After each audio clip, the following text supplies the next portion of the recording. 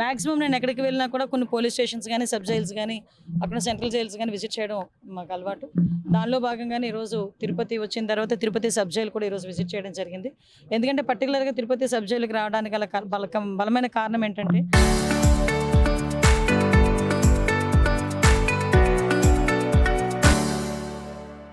ఇది already district head quarter కింద వచ్చినప్పుడు కంపల్సరీగా ఇక్కడ ఒక జిల్లా జైలు అన్నది ఏర్పాటు చేయాల్సిన అవసరం ఉంది. ఈరోజు ఇక్కడికి వచ్చిన తర్వాత ఇప్పటికే 140 మెంబర్స్ ఉన్నారు, కెపాసిటీ ఆఫ్ 120, బట్ 140 మెంబర్స్ ఈరోజు ఇక్కడ ఉండటం, అందులోనే మనకి లేడీ ప్రిజనర్స్ కొంతమంది ఇక్కడ కూడా ఉండడం జరిగింది.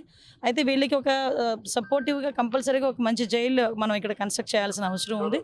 దాని మీదనే ఇప్పుడు ఒకసారి అధికారులతో కూడా చర్చించడం జరిగింది. ఒకసారి కలెక్టర్ గారితో కూడా మాట్లాడి ఇన్ కేస్ అంటే ఇక్కడ కనుక కోర్టు ఎక్కడికైనా షిఫ్ట్ అయితే ఇక్కడ దీన్ని మనం ఏదైనా అలాట్మెంట్ చేయించుకోవడానికి అవుతుందా, లేదు అనుకుంటే కొత్త ప్లేస్ ఏదైనా మన అలాట్మెంట్ అయితే కనుక జైలు అక్కడ కన్స్ట్రక్ట్ చేస్తే కనుక జిల్లా జైలు అవసరం. కాబట్టి ఈరోజు అదొకటి చూసాం.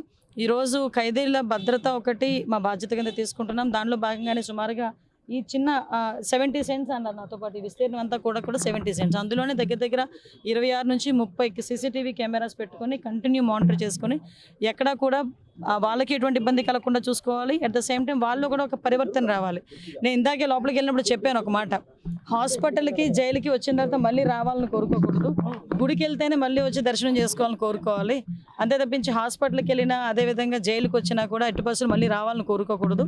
ఆ పరివర్తన అన్నది ఇక్కడ నుంచే స్టార్ట్ అవ్వాలి. దానికి మీరందరూ కూడా దోహదపడాలని చెప్పడం జరిగింది. ఈరోజు దాని మీదనే దానిలో భాగంగానే మేము అందరం కూడా పనిచేస్తాం.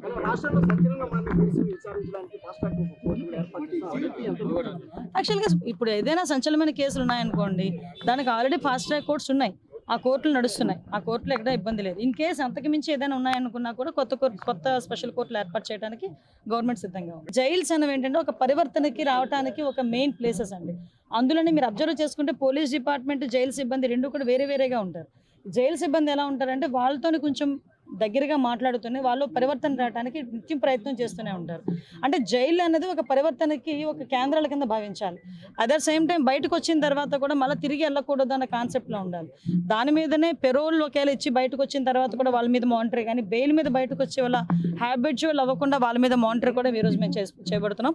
జైలుకి అయితే మాత్రం ప్రక్షాళన జరిగింది. ఫైర్ డిపార్ట్మెంట్ వాళ్ళతో కూడా ఒక రివ్యూ చేయడం జరిగింది, ప్రిజన్స్ డిపార్ట్మెంట్, ఫైర్ డిపార్ట్మెంట్ రెండింటితో కూడా.